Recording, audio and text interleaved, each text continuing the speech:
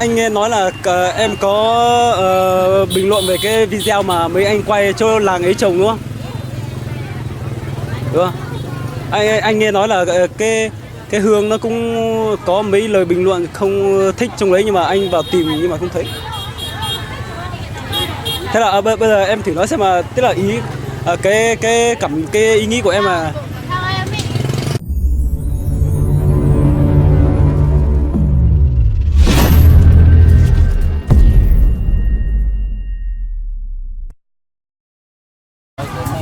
hôm nào sang thì có ở Facebook chắc là đầy bạn rồi đúng không? Phải không? Có phải là link đâu anh bà tức là đầy đúng không? Anh bạn Facebook này. anh nhắn tin cho Hương không trả lời, anh còn sắp chửi. Sắp rồi anh tới để nói chuyện Luôn. luôn. Anh bảo là anh nhắn tin là có phải em về rồi không, nhưng mà không thấy trả lời. Tại vì anh thấy chụp ảnh với Sàm ấy, nhưng mà Sàm đi quay Sàm không hiểu sao cứ không quay hoàn chỉnh một bài, cứ có quay tí lại dừng. Bây giờ phải em để phải biết là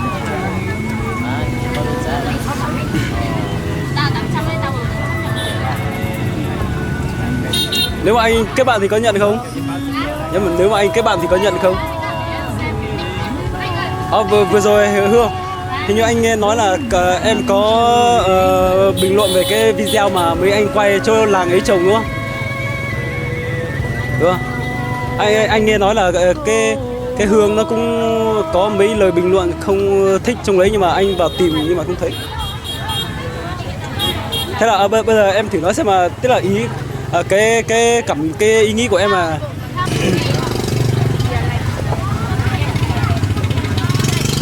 em nói thật với lại cảm nghĩ của mình.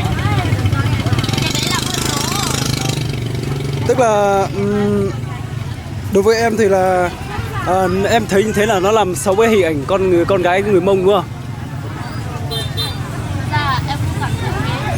Hả? Vì có nhiều cái nó không đúng với dân tộc mình, giống như là mình phải có một cái gọi là hiểu biết về dân tộc rồi mình làm thôi. Nhưng mà cái này thì nó lại hơn lệch lạc, với lại nhiều người xem thì họ cũng bình luận nó phản ánh về nhiều cái không đúng với thực tế. Cho anh hỏi sâu thêm tí là em đang bình luận ở tập mấy hay là cả cái bộ đấy? Tập 4, ý như tập 4. Tập 4 này. Tập 4 mà Cái em bảo là đố đấy là có nghĩa là đố về cái cách diễn xuông hay là đố về cái tầm mà có Smith đúng không? Video. Hương, cái tầm mà có cái chị Smith đúng không? Cái chỗ mà đeo biển cuối cùng là đeo biển ấy, đúng không em? Nhưng mà anh có nghe nói bảo là có một cái đứa sâu ấy, sao bảo là chị Hương, em có thấy cái chị Hương còn chia sẻ lên Facebook rồi, nó nói nhưng mà anh vào tìm không thấy. Em không chia sẻ đâu. À, Cái đấy là em vào trang anh kia xem thôi. anh cũng tò mò là anh vào xem mà Hương nói như nào sao lại Thực ra là mọi người link hay mà, nhưng mà về cái đấy thì phản ánh thì Ý là em đang nói về cái ý nghĩa của cái ngôn không, tức là ý của em Hương là con gái người Mông mình ấy, như thế thì nó nói chuyện như kiểu thực tế quá, mà đúng ra là nếu mà là phim thì là mình phải nói như thế nào cho nó giống phim, nhưng mà cái đấy nó phản ánh nó như kiểu thực tế ấy. Cho nên chắc là em Hương ấy không thích điều ấy. có phải như vậy không? Có phải như bạn ấy vừa nói không? Hay là em đối với dân tộc mình xem thì không sao, nhưng mà người khác xem vào thì người ta lại nói dân tộc mình không hay. Đấy cũng là cái đấy thì thứ nhất là về cái anh đạo diễn thì anh ấy cũng nhằm mục đích là chỉ là giải trí thôi, nhưng mà tuy nhiên là nó cũng sẽ có nhiều cái ý kiến nó trái chiều. Như em nói thì đấy cũng là một cái nên học, nên nghe, nên tham khảo.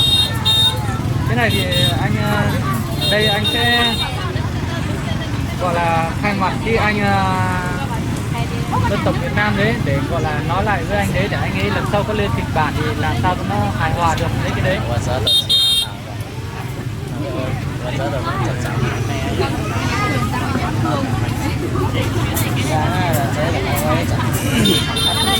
Hương ơi, thế bây giờ em dùng nick nào?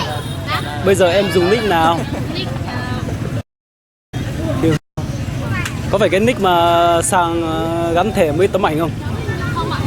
Cái nick anh Sàng gắn thẻ là cái đấy là. Nhưng mà sao em dùng nhiều nick thế? Hả? Hai nick thôi. Anh vào tấm nào, anh vào nick nào anh cũng thấy là cũng vừa mới Nhưng mà mạo danh. cũng vừa đăng ảnh các kiểu mà. Anh có nhắn tin cho em nhưng mà không thấy trả lời. Chắc là anh nhắn tin mà nick giả rồi thế. Anh có nói gì anh chỉ bảo là có phải em về rồi không? Tại vì thấy Sàng nói là đi quay phim với em ấy thì anh nhắn tin hỏi nhưng mà không thấy trả lời. Có phải học nhiều quá mà sao mà em càng ngày càng gầy đi ấy? Bây giờ em đi xem lại tất cả các video của anh đầu tiên với lại Béo nhỉ? cái đấy béo này, cái vừa rồi Tết là thấy bất ngờ là hơi gầy này. Bây giờ thì giống vẫn không gầy nhưng mà giống như Tết. Mà mong là đi sau hè đi về Tết thì lại béo. Nha. Em nghĩ Tết năm sau em không về. Sao em không về? Về đi. Năm sau hết hội rồi còn đâu. Có chứ? Có. Chắc là có, anh cũng không để ý nhưng mà thế không về thì em đi đâu? Em đi chơi. Yeah. Tết không về, Tết là đi chơi đâu. Ngọc ơi, cái gì đấy?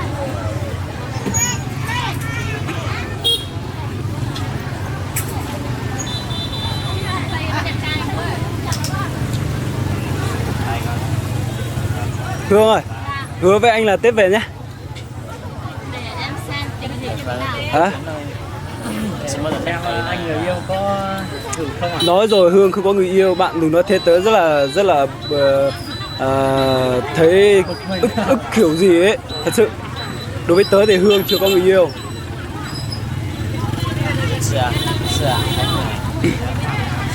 Anh nói thật, anh gặp ai ở bên em anh cũng hỏi là thế Hương không đi chợ à, có gặp Hương anh cũng nói thế mà. Anh gặp anh Hồng anh cũng hỏi này, gặp Pao này, thầy Pao, Thảo Pao ấy, gặp mấy chị gái của anh bên đấy anh cũng hỏi này, chị Hà này, chị Hoa này, anh cũng hỏi là thế có thấy Hương đi chợ không, nhưng mà mọi người bảo chắc là không đi. Em không biết đâu. Cả tuần rồi em không đi chợ. Lần sau nếu mà em không đi chợ anh về vào nhà anh chơi nhé, vào nhà em nhé. Hả? Được không? Hôm nào anh rủ Sam với lại rủ em đi quay phim nhá. Em không quay đâu. Cái lúc mà đi quay với tôi sáng nay. Dạ. Nhưng mà yên tâm, nếu mà đi qua anh không bao giờ quay xấu em luôn. Biết là cái đấy mới quay chơi chứ còn nếu mà đi quay hay là thế để em hát một bài đi anh quay cho. Đi thu âm ở chỗ sàn ấy. Đào rap. Múa.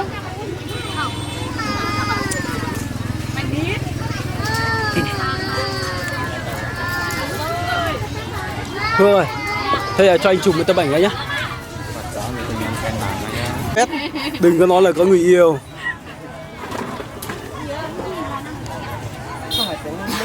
Hình như là hôm qua em vừa cãi nhau với người yêu sao đúng không?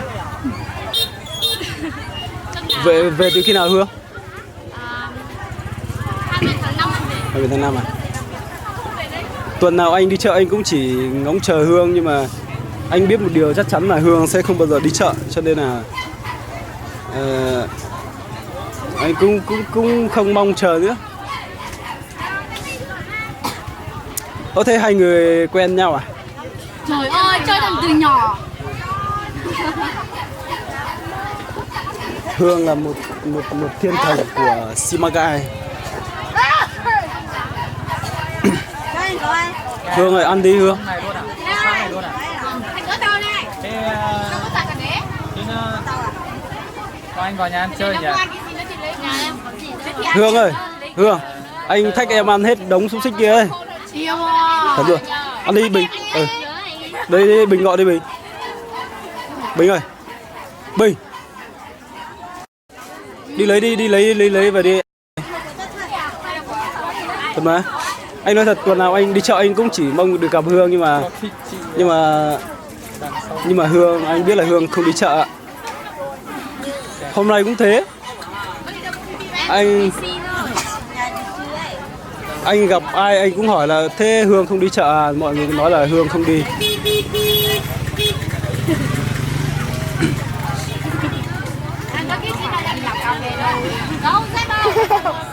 Cái gì cơ? Bình vừa nói câu gì cơ? Bình. Anh nghe có vẻ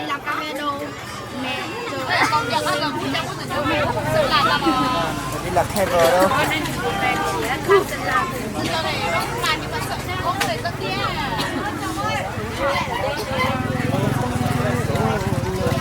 không có người yêu đi cùng mà đi chợ có cảm thấy nhạt nhẽo không em? Hả? Bình thường cũng nhạt nhẽo.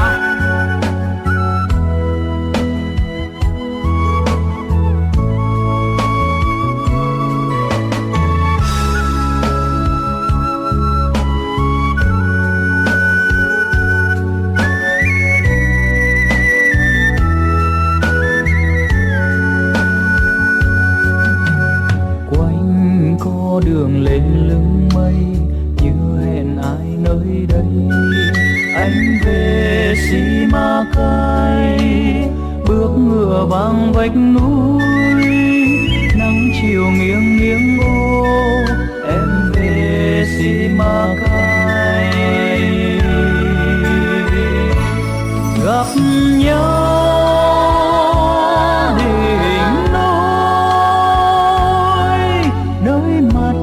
trời lên về theo câu hát ngàn lời ngàn đời trao nhau.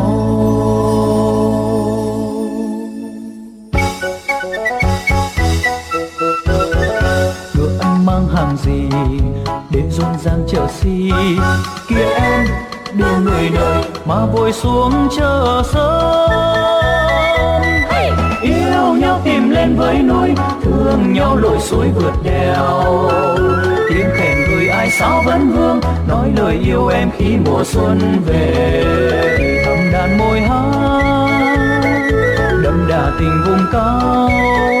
Simacai, xôn xao rừng xa xin chén, xanh tươi ngô lúa bàn phì. Giữa màn thông xanh trong nắng mưa, suối rừng reo ca đón mùa xuân về, là lời của rừng núi.